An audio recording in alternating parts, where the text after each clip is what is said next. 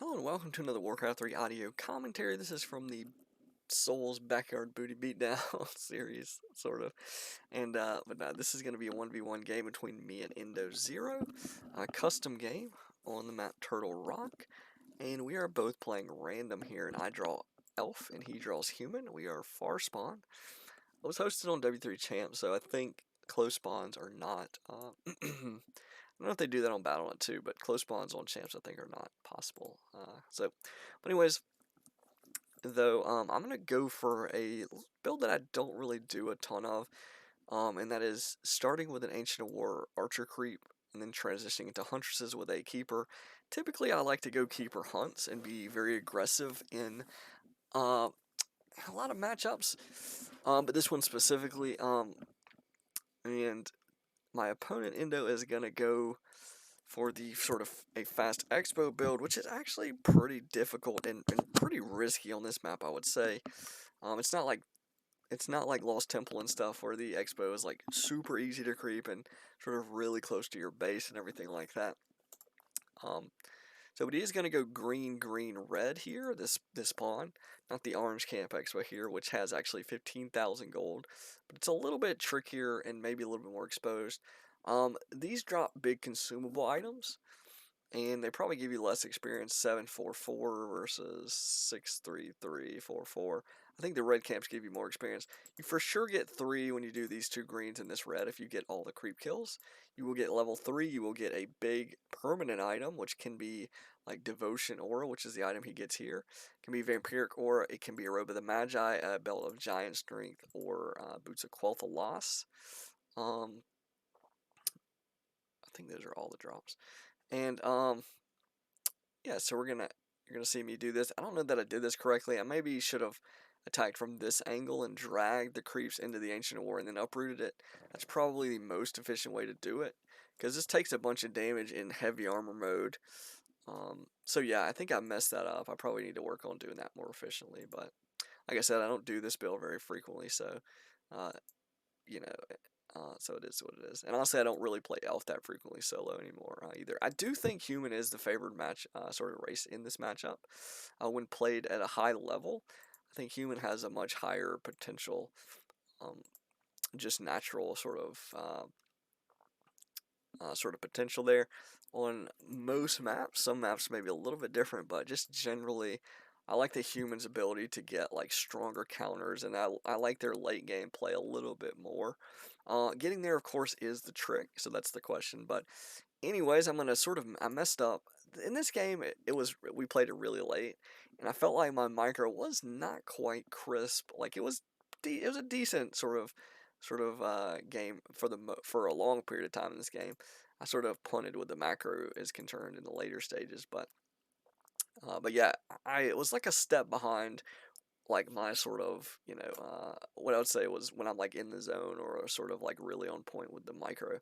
I'm gonna drop a few units that I shouldn't have dropped. But anyways, I see that he's not here, so I know almost certainly he's going for this red camp. He might not go for the expo, but he is almost certainly either diving my base, which I'm not super concerned about, as I'm gonna have 2 Ancients of War in there, but he could go for whiz kills if he wants to be like really aggro, or he can just try to creep like either this orange or this expo, or mainly this expo is going to give him a great item. He's going to be able to militia creep it, and that is indeed what he's doing. And I have a wisp going over there to check it out.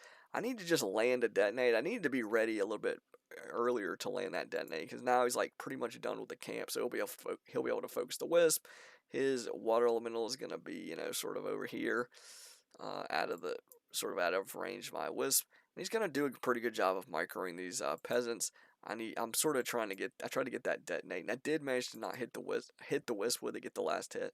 So that was useful. But I did manage to also not detonate a wisp here, not shift click it to a tree. So that, again, just a little sloppy mistakes. I took about 90 damage on the archer running through the creeps. Another mistake, notice if he's like at 200 hit points, this is a little bit of a different situation for this archer. I can pull him over here to harass this, keep him on the footman, stuff like that. So he's at level 3, and losing that wisp in terms of lumber income is not a huge deal, but it's really not detonating is going to give him the experience, which gets him. He doesn't need it for level 3, but it gets him. It got him closer to 2, got him 2 a little bit quicker, I think.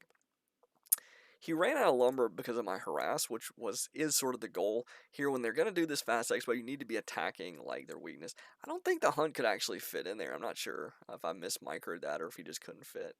But anyways, I'm gonna go for these peasant kills. These are the weak points. He's not actually finished building this, so this is not a threat, so I can ignore it. Again, if I land a couple of detonates, which I have tons of lumber, I should have had wisp here. Do I bring any? I'm not bringing them. I'm actually starting to tech here, which is another questionable call. Like, you have choices here, and we're about 5 minutes and 5.5 minutes in. I can choose to go for, he's level 3, so the thought process in my head was like, okay, a second hero, a panda, you know, Abolish Magic Dryads should control these big water elementals pretty well. And even if I don't just completely clobber him here, which honestly should have just been like, I should have just all in him. It's like I've done enough damage and I've been in, and I'm in good enough position. I feel really confident here. Like even teching behind this, like if he gets this up, it is going to cost him quite a lot. I Shadow Meld these a little bit late. I took a little more damage than I wanted to, and probably should have. But I'm doing an okay job so far. But in a minute, I'm just going to throw these hunts to him for free. I don't think I can. I'm not actually sure if I can go through here. He ends up building a farm there eventually, so that's a different thing. When I knock this scout tower out, I see that he's sort of blocking me. Now the scout tower's gone, he's going to have trouble to block me. He can path me if I'm not careful, which I'm going to be looking like back in my base, I think, for a minute to build. And I was like, he's going to get some extra damage. That's good execution, can't really say much, but he is far from these hunts. I'm like, I'm not going to shadow meld him. I needed to be shadow melding like as soon as he refocused, and I didn't do either ones. I'm like, and then I'm like, well, I want to put some damage on this, but honestly, I'm not really. I don't have enough DPS to roll that down. And again, some of that's on macro. Look at that 500 gold, 500 lumber. If I just keep like the macro up, like I think I just have the hunts a little bit quicker here. I can just stop this completely. Like, he doesn't have towers, so I still feel very comfortable in this spot in terms of my strategy choice and in the game execution wise. I mean, I think a few things were going wrong here and there, which is a little bit tilting. I didn't get this item. Somehow I thought I clicked it before I ran over there. I killed it specifically, the big turtle, to grab the item first, and then I didn't. It's an agility item, so it's not really a big deal. Like, if that was been a mantle of intelligence or like a gauntlets of strength or a cloak, that would have been a much better drop for me there. But so yeah, he gets plus 75 hit points on his Archmage from his drop. I get like a little bit of extra armor and some attack speed. So I prefer basically every other item except the agility one, honestly. But on a keeper specifically, if you got a demon hunter or whatever, it's different. But anyways, like a blade master. But anyways, I'm gonna go all in here. The positioning is decent for me. I need to make sure I cancel every single wisp. I could have tanked more damage on that one. I canceled it a little bit early, so that was probably a mistake. I should be able to win, like outright win this battle here. I hit tier 2. I don't have enough gold to get the second hero just yet because of these protectors. If I cancel all the protectors, I think I can just come in here with a panda. So, and I didn't cancel that. That's a massive error. It gets him to 4, gets him an easy level 2 Brilliance Aura, and it gives him a little bit extra mana. He gets to cast the Water Elemental quicker, gets to regen better, faster. I do get this hunt out. So the micro is not like totally awful. It's not like I'm just like total noobing it up, but it's just like just things like pulling this back, it's gonna be a little slow, a little sloppy. Not canceling that protector is pretty noob though. So that's, again, it is like one or two. Like, I feel like I was like one or two mistakes away from just stopping this like cold. Here I'm gonna build 2 Ancients of Lore. Here in a minute. I probably should just cancel one of these hunts and just get a panda, but I'm gonna let them finish and just wait on the panda. Do I start the lures before I get the panda? Oh, that's a mess. Do I really? No way. Oh my gosh, that's dumb. This is an investment, and again, it's starting the lures is not a bad thing, but the problem is I either needed to cancel those hunts and at least cancel one of the hunts and make a panda. Really make one lure and make the panda is what I should do. But I make 2 lures, which delays me a little bit to get this panda. So notice I'm sitting here. I'm not pressuring this, so the towers get up. I'm not pressuring his main base, which is untowered. I'm going to go back in here. I should have checked his main to make sure he was towering. Like, he can call to arms, but the problem with that is they're not the same. Militia are not the same threat once they get the Panda out. Breath of Fire is going to be huge. These towers have a lot of hit points, and they do a lot of damage to the hunts. And they do a lot. They even do a decent amount of damage to the heroes. But the main thing is the hunts. If he's focusing in, which he is, he can repair these and leverage these workers, leverage his resources to repair, leverage this tower damage. Which if I just hit the main base, the towers are dead weight. Like they're not doing anything specifically. Honestly, they're deterring the attack obviously, but they're not actually putting damage on the hunts, which is the problem. He's going to struggle, especially if I bring Wisp to detonate efficiently here, which again was something I also didn't do. I should have been able to just crack this. Like I should have brought Wisp, I should have cracked it. But I'm like, okay, the Dryads are coming out and MG's coming out. I'll pull back. I'll wait. I shouldn't have taken my foot off the gas. I shouldn't have taken this camp. Like it's gonna give me, I think it's gonna give me 4-2, which is not terrible, but like it is also gonna give him time to tower, which is annoying. I could have maybe built 2 glaive throwers. And this is the other thing macro wise. Look, what am I doing? I've got 400 gold, tons of lumber. I don't set the rally, another mistake. Boom, boom. These units are not running in to help me creep. They're not going to be in position to. Let's see when they actually get to my army. So I grab him. I grab this Dryad. So that's a little bit of micro time wasted, sloppy. Now he's gonna run in here, and he's gonna cancel. And then look, boom! I block this with a Dryad coming in, and then I'm gonna block it actually again, which is like, oh my gosh, couldn't run through there, like so he doesn't get a taunt, and then I don't repair that, so just oh my gosh, it's just, and that leaves me, look, it was 600 gold, 100 something lumber. Um, Again, I'm still feeling confident. I killed a bunch there.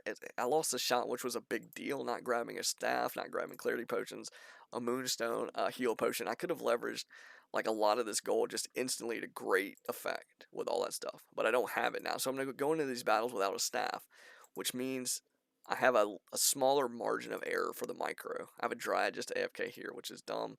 I'm going to uproot these, which is, again, I'm sort of changing, pulling back to creep, and then uprooting these to creep more. This is playing defensively. This is too cautious. Like, it's not really the craziest idea to grab a camp here and there, but this camp doesn't give me any levels. It gives me a little bit of experience, but it also gives him time to get rifles out, which he's transitioning to, which is, again, against hunts and dryads, it's going to be a good move. The alchemist actually ends up paying off quite handsomely. Normally I'm accustomed to playing against MK second. And so you'll sort of see why I think that would have been strictly worse for him if he had MK. Again, the micro, I'm not pulling the Dryads, I'm not getting the MG in there for the taunts quite perfectly. I should pull behind the creep so this taunt actually doesn't hit the turtle, but so this turtle's going to be just chomp, chomp, chomp, chaos damage, 30, 40, 43 damage or something. Chomp, chomp, free damage. Luckily, it goes back to sleep, which is useful. But again, still, in this scenario, still feeling pretty good. Even though he's got the Towered Expo, he's not tier 3. He doesn't have Priest on the field yet. He's got one production building. He's going to build another barracks. The problem with his strategy, though, and the reason why I think that my strategy, again, he got a cloak, which was good there. He's almost 5, which is not actually a big deal once you get abolished magic dryads. Not as big of a deal, I guess I should say. Level 3 water elementals do take quite a lot of mana to destroy because their hit points are so big. Mana as far as abolished magic, but what was I gonna say? Oh, yeah. The reason I think my strategy is stronger and superior, specifically against his right, sort of as it's played out so far, and just in general in the early to mid game, which is where I think you have to try to get the upper hand, of course, because the longer the game goes, if he has 2 bases to 1, 2 incomes to 1, you will typically just get outmassed. But the other thing with human is I think they have better options to mass into. Like, he sees what I've got now. He sees basically what my tech path is. I can't really transition out of this. Like, I can maybe go bears or something, and I could YOLO, like, try to get a Chimera, but I mean, he's switching to rifles, so rifles are gonna, 1 or 2 Chimeras, he's gonna be fine. The Priest, everything, the Dryads, mostly gonna be controlled. Knights for the MGs, he's got options, and he's, all that stuff is gonna, the rifles, the Knights, they're gonna come out of the barracks. So all he really needs to do is add a Sanctum, add a second barrack so he can really utilize his gold. And then he probably did he get upgrades with the rifles? He got one attack upgrade with the rifles, so that's pretty good. A mix of rifles and knights is pretty much all he's gonna need. He doesn't need some like fancy oddball combination. He's got the production already from the barracks. He gets to keep massing out of that. I'm sort of my ancients were not exactly totally dead weight, but in terms of production, like look, and again macro wise, boom, 1,100 gold, almost 1,200 gold, 44 lumber. Oh my gosh, some of that stuff I had to rebuild the shop, which cost me a wisp. I lost a wisp earlier for no reason. I've been detonating. I tried to towel rush. I sort of botched it a little bit. A lot of that's a cost in lumber that leaves me in trouble. And I never did pick up a staff. I've dumped a bunch of gold into like armor scroll. That was a waste. I have mostly dryads. I'm really realistically only going to hit like maybe 4 things with that armor scroll, so it's probably pretty dumb.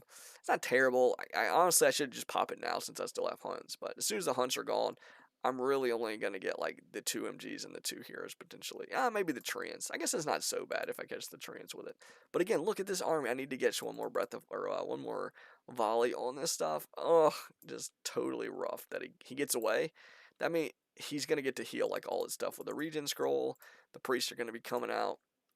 But again, still feeling confident. Level 5 on the keeper really controls the knights. It's not so bad that these knights got away. I think I do end up killing them, maybe. Oh my gosh, maybe not. We'll see. But yeah, still up to this point, still feeling comfortable. I think at this point was the part where Endo was like, he was like, "Oh my gosh, I thought I researched the depth training and da da." And this I'm still feeling confident. The fact that he's sort of complaining means I'm just about. I don't know about broken his spirit, but he's definitely feeling like he's gonna lose. And honestly, he should really be in a terrible position here. If I macro correctly, like, look at this. I'm sitting on 1,700 gold, and he is just barely hanging in, getting 1 or 2 nights out at a time. Every night out, I can, I'm out of mana, so this is the other problem with the keeper against like the archmage leveled, or just in general, any like hero combo, especially with elf when you're like against like an archmage. The longer they get to have like the free mana from Brilliant Sword, he's got Tri Hero, he's got Heal Spray, he's got Mana Siphon, so he's sort of attacking my mana with Mana Siphon. He's boosting his own mana with Brilliant Sora. That was actually a clutch hero choice at the third, and then he's got these priests for sustain. I don't have any sustain running with my army. My sustain only comes from the Moonwells. That's it. So if we just have these kites back and forth and he saves any of his units, they're basically going to, assuming the priests are still in the mix, they're just going to bounce back relatively quickly. And these knights are 2-1, they're getting upgrades. It's really going to be a grind for me to kill these knights. And a lot of my DPS to do that is going to come from a level 5 keeper and a level 4 panda. The problem is now he has a Adept Priest, so the keeper is pretty much under control, and he's got Mana Siphon. So eventually in the battles, if he lands the Mana Siphons on the panda, I'm just not going to have DPS. And that ends up being the problem. His water elementals are still really just a sort of a disadvantage for him because I am sort of diligent about the abolished magic for the most part. So they're just feeding my heroes levels, to be honest. But I need level 6 on this keeper, or I need I chose to start an expo again. So a lot of these decisions, like I said, too cautious. I took the foot off the gas. I'm like, okay, if a battle goes bad or whatever, I'll have this in the back pocket. The expo, I'll have the Ancients of War there. I got Nature's Blessing. Let me pause.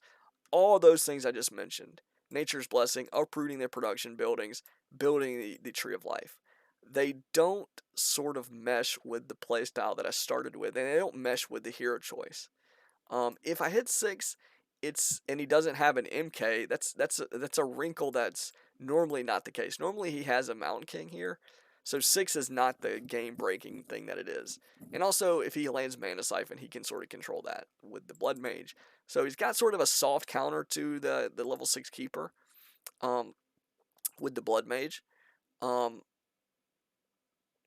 yeah, that could have actually been a game-breaking thing if I could get that keeper to 6. But you're going to see that actually I struggle to secure just enough experience because the panda stays up. So the panda hits 5 and the keeper, really if I just fight without the panda, like that's probably my best bet. Just to like try to get the panda in there and staff him away before the kills start happening if I can pull that off.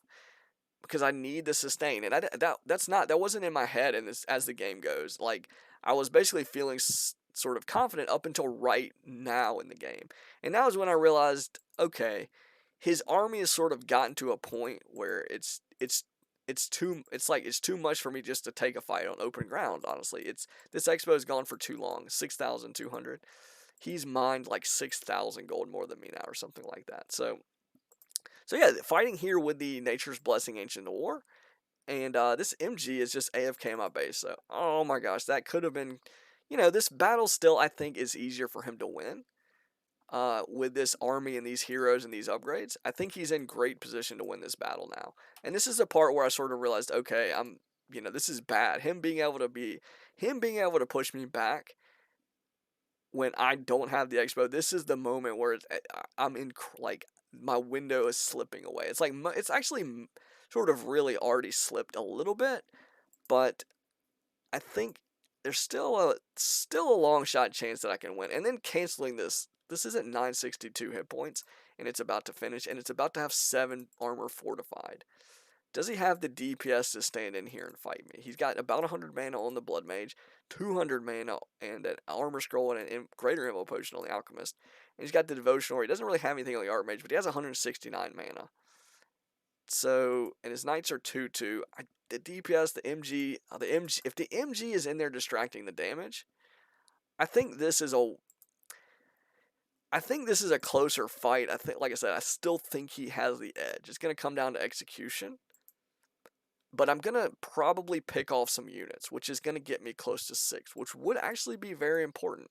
But I decide to cancel, which I think at that point is either that gets up and I hold this, or the rest of the game is going to be almost impossible to win. And that's how it plays out, honestly.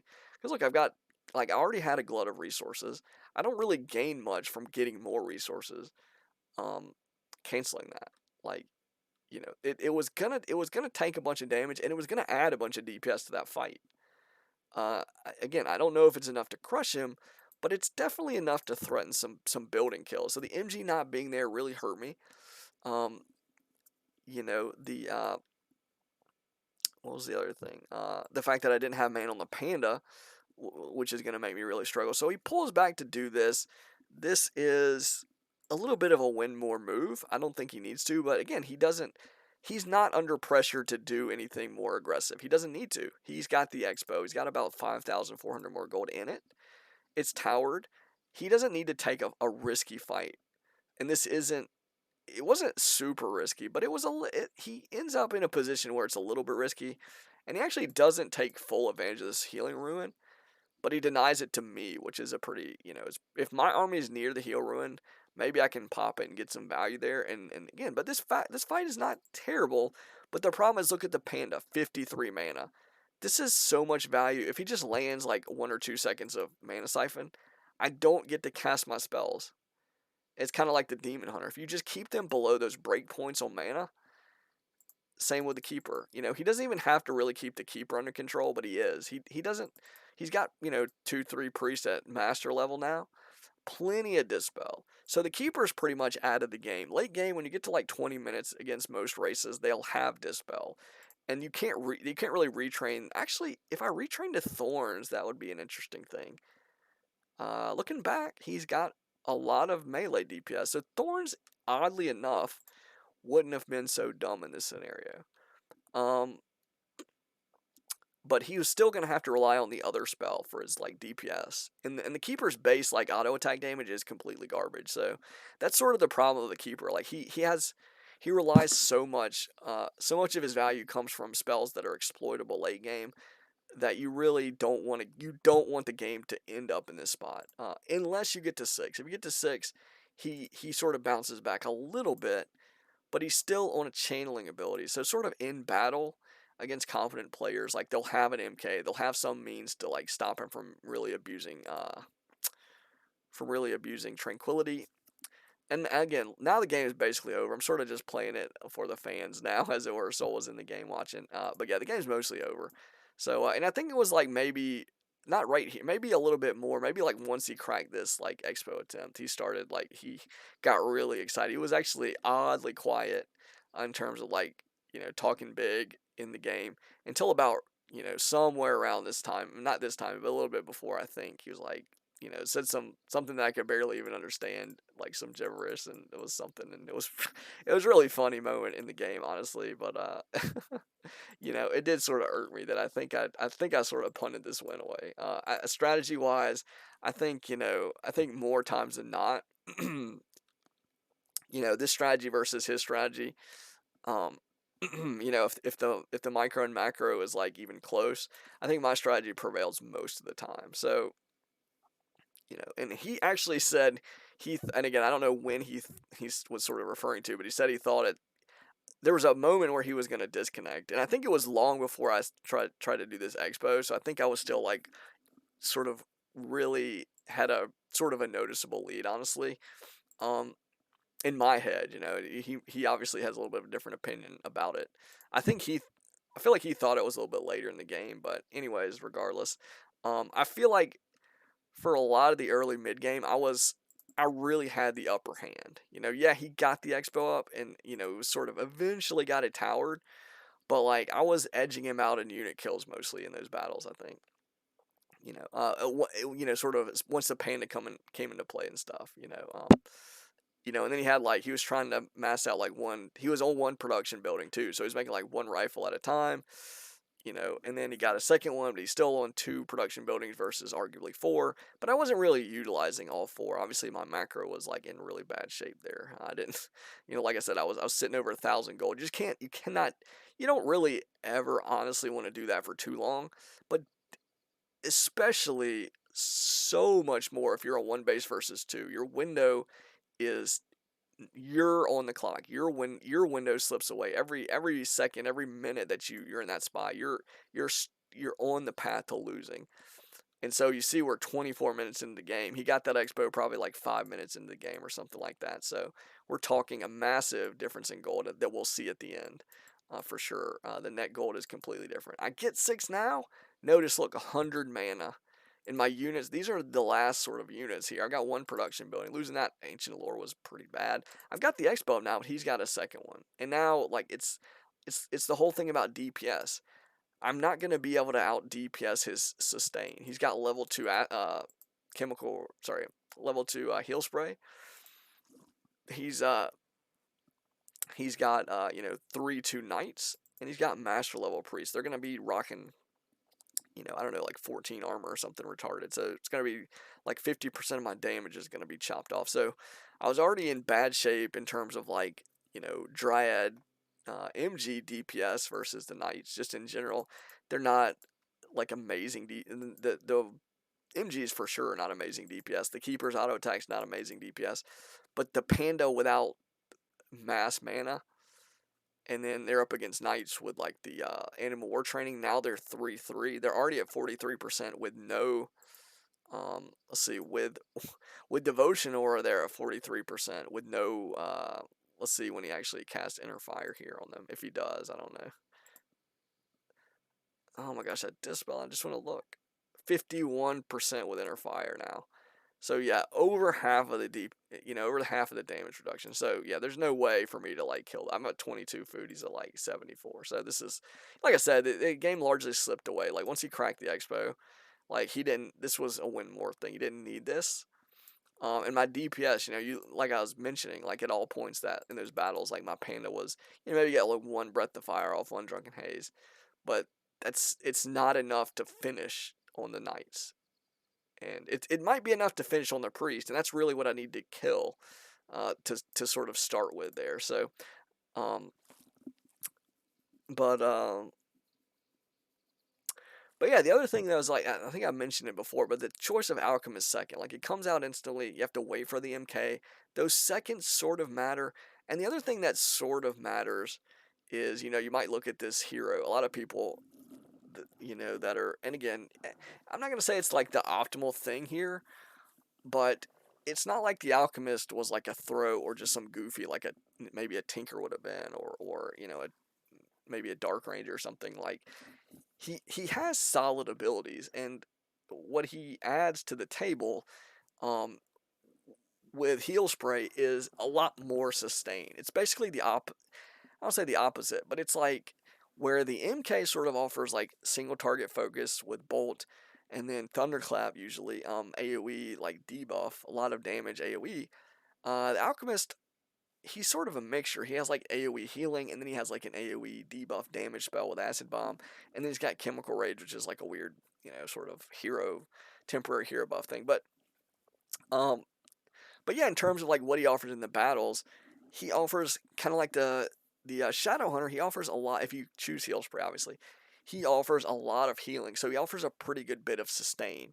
And the difference between like the Shadow Hunter, for example, and the Alchemist is when you're human and you go Archmage first and you get to level him, uh, you're gonna be rocking Brilliance Aura. So you can just aggressively use your healing, and you can aggressively use all your mana, and then you get the Blood Mage third, and now you have an even more, an even sort of more support style hero that between battles you can, top off your heroes, keep pumping the mana, into heal sprays, into the acid bomb, um, which I assume is what his second ability was. Maybe it was chemical rage. I didn't really pay attention, but I assume that the prime spell that he was going for was heal spray, and what that offers, um, is sustain, and the impact it has is obviously keeping stuff alive, but it allows him to buy time.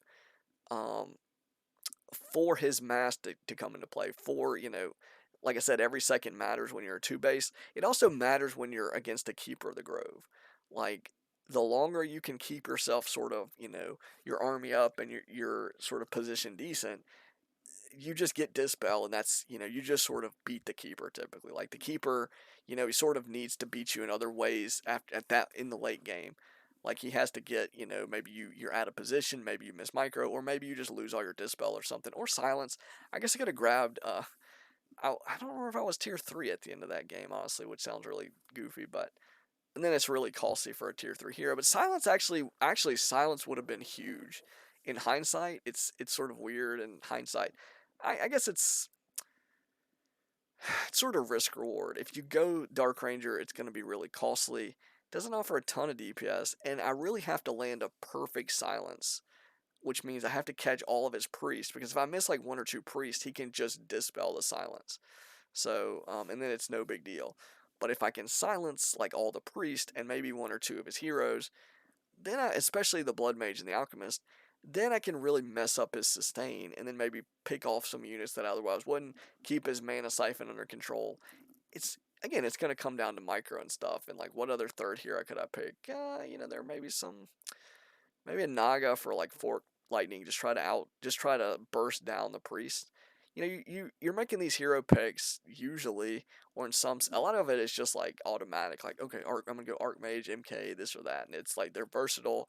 They play the way they play, and sort of linear, sort of like with the MK. I'm more used to playing against an MK second, and I think that would have been strictly worse. The other thing to note, and the reason I say that is when I have matched Dryads and like one or two MGs, Thunderclap is not going to be generally getting the value that it normally does. Like if I have like some army that is not magic immune, for example, and lower hit point stuff like fiends or headhunters or what have you, or in the case of bear, if I go to bears, you can land really good thunderclaps and they're going to have really big impact.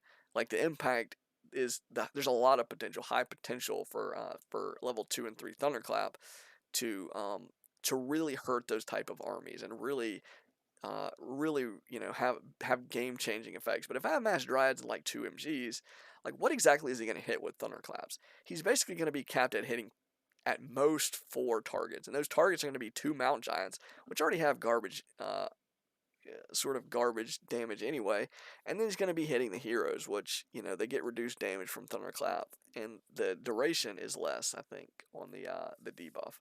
So yeah, the impact is going to be largely wasted. So then he's going to have to rely on he maybe just goes Stormbolt and Bash, which is sort of Bash's consistent stun damage.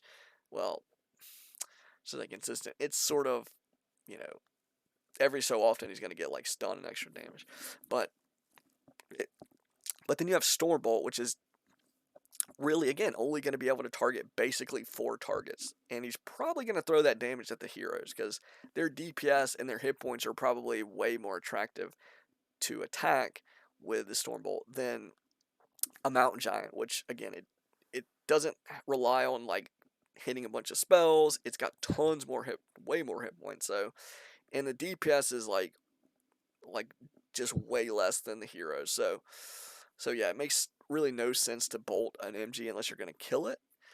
And so he's mostly going to be aiming heroes, which means their hero armor gets only takes 70% damage from spells. So every Stormbolt he has is going to be getting minus 30% of its damage on the hero. And I don't think I mentioned it or paid, I wasn't specifically pointing it out in the replay, but if you were paying attention, if I clicked on it, hopefully I did. Both of my heroes at most points in the mid game, I had a heal potion on both heroes. I had a greater a greater invul potion on the keeper, a lesser invul potion, and a heal potion on the panda. I had armor scrolls on both. I had like a ring of protection on, I think, the keeper, and eventually a staff on the keeper. So, and the panda was like level 4, the keeper was like level 4 or 5 most of the time. So yeah, with even half decent execution, even though he had knights, a lot of his DPS was going to be normal damage knights. Between taunt and all the healing, and I think I had a heal scroll at some point too. I know I did, in fact. Like the heroes were never really going to be really in a lot of danger from a level 1 MK or even a level 2 or 3 MK. Obviously, level 2 Bolt is going to be a much bigger threat, but it's not. Again, with all those items, it really wasn't going to be a problem. Like I would have had, like, in those scenarios, I'm not very likely to lose a hero. Maybe he makes me staff the panda out after he focuses the panda for like so long, and I'm dancing him around and I'm taunting, and the dryads are slowing everything that's chasing the panda. It's not. It's not the most effective use of his. I mean, obviously if he gets the kill, but it's typically not a great use of his DPS to try to get those hero kills. The problem though with the MK is he doesn't. If I have mass dryads, he doesn't really have another option to try to leverage that MK into anything. He can't bolt the dryads. He can't clap the dryads, and so if he goes clap primary, like I don't know, what does he try to do? Sneak in and clap my wisps? That would be something if he could land a good one. But other than that, though, in terms of like in battle, he just doesn't have the same like impact. And and then you look at heal spray. It doesn't matter what my units are with heal spray, as long as unless I have like raiders with ensnare or something, which obviously I'm elf, I don't. The channeling doesn't matter. Well, then every heal spray he gets, as long as he manages to spread the damage, which again is not really too hard with knights and stuff. Like it's just like it's gonna be hard for me just to like especially with a panda. My army is not set up to burst down single targets here, so he most likely will be able to spread the damage, which will make his AOE healing very effective and very not even really that hard to like micro. And then he's got like 4 priests, 5 priests. The sustain is just big, and I think a lot of people really underestimate like how important those support units are. Really good players obviously don't. So when you get down to like human mirror matches that a lot of times go to like breaker wars with some priests behind, like I think a lot of times what ends up uh, aside from if you can like sneak into like knights first or whatever, or get some other kind of advantage in some other way, if you just go breaker versus breaker and then priest breaker versus priest breaker, it's a lot of times it's going to come down to positioning and who is like sniping off the support units really well. And because once you lose those support units, like then between and after and during the battle, you're losing out on so much DPS. They like the priest heal is like 25 healing every time he hits something with it. So that's more or less counteracting 25 DPS. Honestly, it's probably counteracting more than that because armor values. Like the higher armor values and like magic damage reduction or whatever you have, um, is it's gonna make your effective hit points, even stronger. Like I said, 50% damage reduction on those knights with inner fire. That's like that's a really just about worst case scenario. Like maybe the other worst case is like an MG or a bunch of MGs with full upgrades, but basically knights with a full the full armor even devotion. He didn't have a paladin. He even still got a devotion aura. Like that is terrible. Like so that makes his effective hit points like even crazier. Like it's like basically doubling them because 50% damage reduction. So yeah, knights already have like 900 with the upgrades, 985 damage reduction. Those knights against like regular attacks basically had 1800 hit points. Like that's completely bonkers. Like there's not a lot. The only armies that can realistically deal with that are like the right heroes super leveled and with all their mana, or something like an army of mass chimera. Like even bears really aren't gonna like, obviously if the bears can roar and then maybe they got vampiric aura or something like that, maybe thorns aura. But yeah, I didn't have bears. I didn't have chimera, and the keeper himself, like I said, he falls off once they get dispel. So, and that's the main hero. So that's generally pretty rough. So again, that's the weakness of the keeper. But and again, why I think if he had MK, he has to play it very linearly in the battles, like prioritizing stuff. So my reaction should be pretty easy to do, like reacting to what he does. It should be pretty simplistic, pretty easy for me to follow the battles and everything, and to do everything right. Um, and and then he's not going to have that massive AoE heal sustain, which again with Brilliance Aura and with Mana Siphon to back it up, like yeah, if he has like infinite bolts, that's eventually he's going to whittle me down. But then when I get into danger, like sort of danger zones as it were in terms of hit points, I'm just gonna either staff or I'm just gonna go get some more healing, TP away, and he's gonna have to get a little bit lucky to catch a hero kill if I'm playing like at a decent sort of you know uh decent micro wise, like if he's level 1 and 2, like if he gets to 5, that's then it gets to be a little bit crazy. For sure the damage is a little scary there, but obviously but you're looking at single target damage and not AoE sustain. So I think the potential for the AoE, like AoE spells, AoE healing has a high, think about all the healing he gets versus all the damage he does. Yeah, if you knock off a hero, a lot of times damage is prioritized, like burst, single target damage, like undead play and all that stuff. But it's like when you're playing a war of attrition, like all the cards were in his sort of all the factors leaned his way there. He had Brilliance Aura. So in terms of mana as a resource, he was winning. He had the aura to buff that mana regen up, and he had all these priest and master level priest. The dryads they don't have an upgrade to get their mana pool, their mana regen to go up. So I don't know what their mana pool just is as standard, but I assume that master level priests are even without brilliance aura probably are getting their mana back faster. Um, Now the dryads only really are using abolish magic, so they don't. A lot of their value comes from like their slow poison damage and stuff. But anyways, though, and their magic community. But anyways, the other like I said, Brilliance Aura, big deal. Mana Siphon is huge value if you get to do it. Just do it.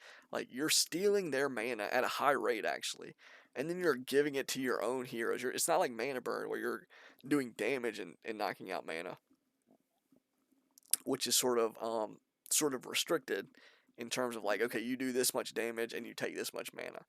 But like if you take mana and give it to yourself and then you have like these high level spells, it scales. Damage doesn't exactly scale uh compared to like your hero level spells. Um those scale to be very powerful. You think of, I mentioned like, how much healing does he get from level 2 heal wave, or sorry, heal spray. I don't know the numbers, but it's a lot. If he gets a decent heal spray off and gets all the sort of full duration of it, and he's got units that are damaged, heroes that are damaged. When they have a lot of armor, armor and healing work really well together. So that was actually, getting to that strategy, it becomes very powerful. The one that Endo did, that is actually a very powerful strategy. And the other side of the strategy is Acid Bomb sort of works against the opponent's armor. But if you have Mass Dryads and just a couple of MGs, again, that's not so dangerous. If they're bears or whatnot, that's actually actually probably very powerful versus bears. But it becomes like sort of countering stuff that either I make it or I don't. But if I don't have it, I don't have roar, I don't have rejuve, I don't have this and that. So again, against like a bear tech, the alchemist is probably even stronger than against what I did. But also like the MK could be just as strong. So that's sort of why, in some sense, I sort of like to have the Dryad army, and I like to go really hard on the tier 1 with a keeper, is because I do not think Elf is at an advantage in those mid and late, those really late game, really sort of late mid game and then really late game scenarios. I think human just have the better options. They're just like they have the better auras. If you're a true shot aura, you're restricted to only range stuff. And then what are the range things? What are you gonna hippogriff riders? You're sort of doing some cheesy stuff with hippogriff riders or chimera. You're maybe trying to shoot for some craziness, but probably not. Probably mostly trying to go for like a bear tech or like a lore, some kind of lore tech. Honestly, seems like the move, or just all in tier 1. Like I think those are really your options with elf against human. Maybe if you like can really abuse staff and you can get triple orb, maybe you can try to play that game and then get tranquility, and that's fine. I still think that's better with a lore tech like MGs and dryads. With tranquility, I think is really strong. Um, Keeper alchemist used to be the thing. I think when you're trying to play aggressively, I think the panda got more value there. But then it also doesn't have the sustain, so it's really sort of like you either live or die by the panda's DPS, and so that's sort of the way it went. But anyways, though, like I said, in terms of like alchemist MK, it's pretty close. I think depending on what the enemy does, either one can be about as good as the other. Um, but I think, and again, as far as when I say linear, the MK plays linearly. It's not that the alchemist is really super complicated, but it's like in terms of versatility, he's not really reliant on the opponents having armies like a cluster of non-magic immune stuff. Like yeah, he loses acid bomb value there, but um, but his healing doesn't matter what the opponent's units are for the most part. Uh, it's just sustain that's there. It doesn't have to be in battle. It can be in battle. It can be between battle. It can be creeping. He just gets to be aggressive with his mana use with Brilliant Sword, and it's that's sort of a big thing.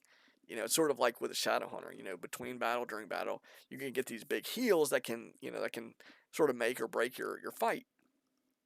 But like I said, the difference between Orc and Human is if you go Archmage versus like TC, Blade Master, Farseer, or whatever, is those resources, and that's probably maybe one of the things that Human like sort of has to maybe think about going Archmage, like is long term. That's sort of I think where you get the benefit of a lot of auras when your armies are huge, as the game lasts a long time, and as you get to like caster units, where the mana is important for caster units and high level heroes, the mana is really starts to scale, as I said. When you're talking about level 1 entangles and level 1 and 2 water elementals and stuff, level 1 bolts, yeah, it's good. It's good to have the mana, but it's not this. As your spells go from level 1 to 2, they become basically twice as strong generally. So then the mana is basically twice as useful, and the same with a initiate priest versus a master level priest. The dispel can have such a big impact versus like a couple of heals. Or inner fire, the units have like 15 armor with inner fire and their upgrades, and then you're healing them for 25 hit points. The armor and the hit point combo is really good synergy against a lot of stuff. Now it doesn't affect nuke, like the armor doesn't affect nuke spells, so that might be the angle to attack from. But nuking down 900 hit point knights is no easy task either. So with any kind of spell, honestly. Um, so yeah, you really need that magic damage to double up to get to the numbers you need to really fight against the knight with 3 armor. And then with inner fire, like I said, it's just you just have to dispel it, which I was sort of, I had abolish magic and I had dryad, so I was sort of keeping the inner fire under control. But that's the other thing, I'm using mana to do that, and eventually the mana game is gonna tilt towards the human. Eventually my dryads will run out of mana, and his priest probably just never will. So that's the clock thing, you have to figure out how to beat those resources, and with Brilliance Aura, if as long as that's up, free mana, free mana, free mana. During the daytime, Moonwell is not regenerating mana. If he kills the Moonwell, is obviously not regenerating mana. I mean, you could say, well, he could kill the Archmage or kill a priest, but like and then there's a cap on the. I mean, you could say there's a cap on the priest, but um, and there's also, uh, it's a little bit weird to use moonwells on dryads and heroes as well. Like you don't exactly control how it's you can't say heal man, give mana or heal. When you use it, it's gonna do both. And I don't know how it splits like it probably goes half and half if it can, but like it's actually less efficient to heal mana. Honestly, I wish it wasn't less efficient to heal mana. I think they should change the moonwells. I think this would actually be a good change. Maybe it would be overpowered. I don't know. Like I'd like to hear the pros' thoughts on it. But maybe make the moonwells like when they when they regenerate. Like if you use a moonwell to give mana, I wish it was just a 1-to-1, like 1 mana per 1 mana to the unit. But I think I forget the number, but it's not. Let me see if I can look it up. It's not 1-to-1, so that's sort of a weird aside, but that's sort of a thing I think about the matchup. I think it would probably, obviously, it would affect every single matchup to buff Moonwells in this way. So that might be it might be obnoxious. I don't, it would be something here. Let me see. Greases of mana. No, no, no, no, no, not that. Okay, life and mana. 2 mana.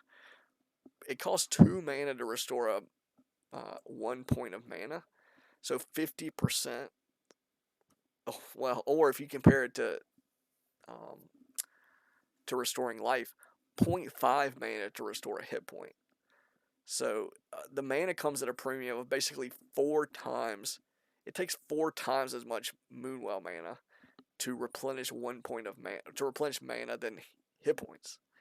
So that should tell you something. Like mana is actually and again, if you look at like a heal scroll or well, there's nothing really like a heal scroll for mana, but if you look at a mana potion versus a healing potion, you're gonna get less mana they both cost the same now, 150, which is an interesting difference. It used to be 200, and then the mana potion was a little bit better. You get a little bit more mana. Now they both cost 150, and it gives a little bit less mana. So that's interesting. But the cost of a healing potion gave you much more, like it healed much more hit points than like the mana potion did. So let me just go ahead and look it up those numbers if you're curious. It reduces the mana restored to 125, but the gold cost went from 200 to 150. So now the gold cost is 150, and it restores 125 mana. So it's not 1-to-1. Whereas a healing potion costs 150, and I want to say it restores 250 hit points. So it's more than 1-to-1. It's like 2.5. No, not 2.5. Not even 2. Sort of missed the mark there. Let's see, 150. Sure, 250. Yeah. Let's see. 150. 100. So.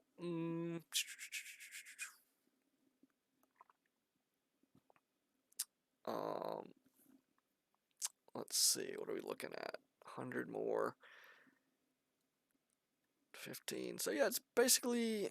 Oh my goodness. What is that? I'm bad with the numbers here. Is it 60% more? Oh, it's a little bit more than 6. It's a little bit more than 1.6 hit points healed per gold. So yeah, it's a really sort of trivial point, but the point is like if you're using Moonwells to regenerate mana, you are taking a pretty big penalty. Like it's very costly to do it. So you really a lot of times you don't want to heal. I mean, if you need the casters and the mana for on your heroes, it's really a big, it's good. But if you have a bunch of like dots and dryads, a lot of times you just don't exactly want to heal them that way. Like it's pretty rough. Like your Moonwells are going to get drained really really quick. So. And then it's only during the daytime that they replenish. Brilliance Aura up, daytime, nighttime, boom, boom, boom. So, and then the priest, I think when they get the adept and master level upgrades, they regenerate mana faster. So that's great too. Then mana siphon, all the stuff is geared mana wise, resource wise, should be going to the human. There, so their sustain, that's going to be much more of a problem, and that moves around. The priest can move, the Moonwells do not. So if the elf had a couple of bears running around, then they'd be sort of competitive. Not in battle, though. I don't think in battle is a little bit risky to cast Rejuve, especially if they have Master Priest. They're just going to, if they don't have a Spellbreaker or two, but they have like 5 Priests, I mean, it's Dispel, just good done. So I don't think the elves can. I don't think you can dispel the the priest healing. It just doesn't happen. So it's not something you can actually dispel. And the bear heal takes a long time. So it's like it's not really an in battle thing at some point against most races. So that's how there's a window where it is, and then after that it sort of falls off. Where in battle you just can't exactly rely on it that way. Um, so yeah, that's sort of the difference, the sustain that in terms of like who can get a sustain. And that's one of the ways that like undead, I think one of their underrated for like players that aren't really good, one of the underrated things in the undead army, the under sort of estimated sort of units in the army is a statue. Like I think at some point people realize, yeah, statues, they offer, a lot of healing and stuff. But I don't think they really think about, again, against like sort of the average player, they don't really think about just how much healing a statue is potentially giving. And it also can give mana too. So like really try hard people can do both with a single statue by manually doing the spells. But anyways, it's like 60, a potential 60 healing a second, I think. So, if you hit 6 targets, it can hit 6 targets maximum. So that's a 3 food unit that's healing 60 hit points a second. Like a priest is only healing, it's a 2 food unit, but it only heals 25 a second. So, you think even 2 priests is only healing 50 a second. So there's that upside of a statue where one statue can basically out heal 2 priests. And it can give mana. So, like I said, mana is really, important in the game, a really important resource. Statue can give mana and it give healing, a lot of it. So it's the statue sort of is not the free mana that Bruinsaur is, but it sort of offers that sort of same thing. It offers sustain on both mana and healing. Or sorry, yeah, mana and healing. So yeah, killing statues before a battle or, even during a battle. So when they like TP away, they don't just get a free, like, you think about it, like 10 seconds of 60 healing. Obviously it's spread. It's like 10 healing per target, up to 6 targets. But you think about, 10 seconds, boom, they've just healed potentially 600 hit points from that one statue.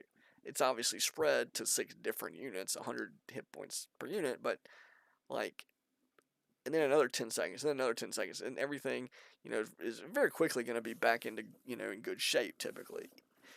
Like to heal a knight, okay, it's going to take like, from like 10 hit points up to like full hit points. Yeah, 10 hit points is going to take forever.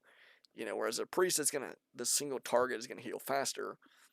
But in terms of cost efficiency, yeah, it's, the undead can sort of function with like 1 or 2 statues, whereas a human doesn't just want 1 or 2 priests. He typically wants a bunch, so the cost and everything sort of works out,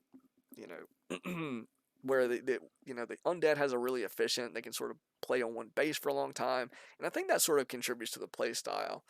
And it's really interesting to really think about it like that, honestly, but it also makes their army like a little bit fragile in that sense. Like, if you really know how to attack it, like, obviously you need the right units to attack it, because statues are pretty tanky units and they're mechanical, so they don't get hit with certain spells don't hit them, so they don't have to worry about that. They have heavy armor, which the only way to exploit that or the most exploitive damage type against that is magic damage.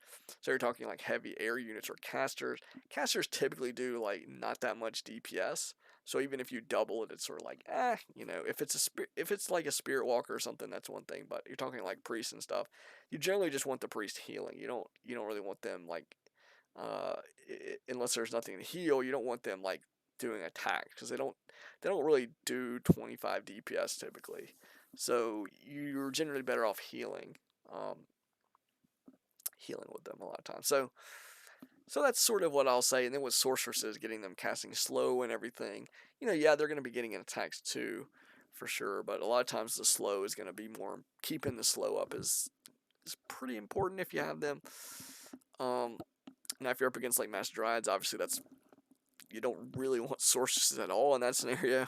So it is what it is. But yeah, so that's what I'll say about this replay. Again, the kills were actually fairly close. Oh, the resource score is what I'd say to look at. 21,000 gold versus 12,000. So he basically outmined me by like nine, not quite 9,000, but like 8,000 something for sure. Uh, yeah, yeah, to get up there, 8,400 somewhere around there. Um, and this is net gold. This is already subtracting the gold lost to upkeep. So I don't know if this is like every single source of gold in this number, but in terms of gold mined, uh, minus the gold lost to upkeep, this is a net gold difference of a really large one. So so that's the thing. Like that's why I talk about a window. Like once if he can stabilize and get to his tech units, and then let the expo roll for I don't know what it was, 28 minutes or something. This game was really long. Um, then you get numbers like you get numbers like this where it's like boom, it's this. The units, there never was like until the very end. The army sizes were relatively close, and then it was like really bad at the end. I think I had like 20 something versus like 70. So that again, that was the game was over. Like that was just playing past when the game was really decided. So that in terms of like lopsided, like it was still a struggle for a lot of that game. And then like I said, there was the point where like basically once he cracked the expo, like it was a super long. He would like have to blunder to lose. Like that's sort of how I'd assess the game. Um, um, but yeah, strategy wise, like I said, I think my strategy, if executed properly in terms of micro and macro, sort of largely, and then knocking out the shop. Like if he doesn't knock that shop out, I think the game is actually significantly different as well. Because like I don't have to rebuild the shop. It doesn't cost me a lumber wisp, which my lumber was at various points in terrible shape.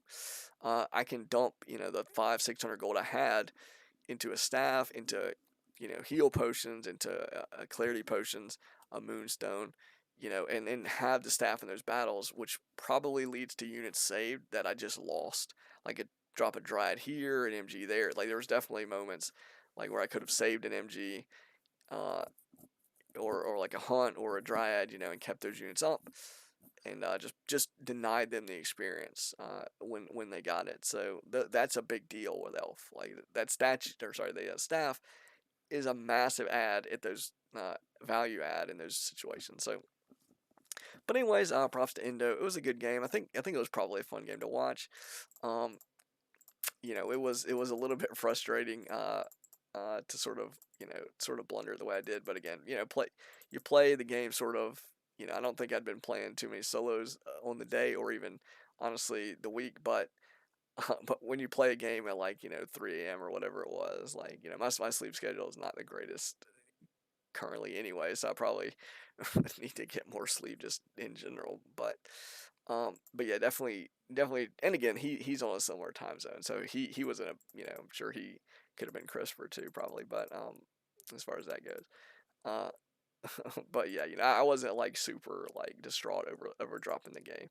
I don't like nobody likes to lose, but again, I would feel more dumb if I just picked a strategy that was like that was just totally dominated. But I don't think that's the case. I still like the strategy that I did. I just think that I just have to clean the execution up. Like it's sort of an all or not exactly an all or nothing type of strategy, but like you you have to sort of understand the timings, and you have to understand like what you're trying to do. And a lot of strategies are like that, but like if you're working with an extra 8,000 gold, it's like he could do a lot of different strategies at that point that are going to be really strong. So if you get to that point, it's like you just get to like you don't really it doesn't require you to like really outmind. I mean, you still need to know the units and stuff and the strategies and timings, but like at that particular point, it's less about micro and more about just like getting your big army and like um just not making some massive errors. So yeah, that's what I'll say about the game. And this is going to be the end of the audio. If you like the audio or have comments, didn't like it, whatever you want to do, feel free to shoot comments, likes, subscribes, or whatever. Um, and that's it. So this is going to be ScryMind signing out.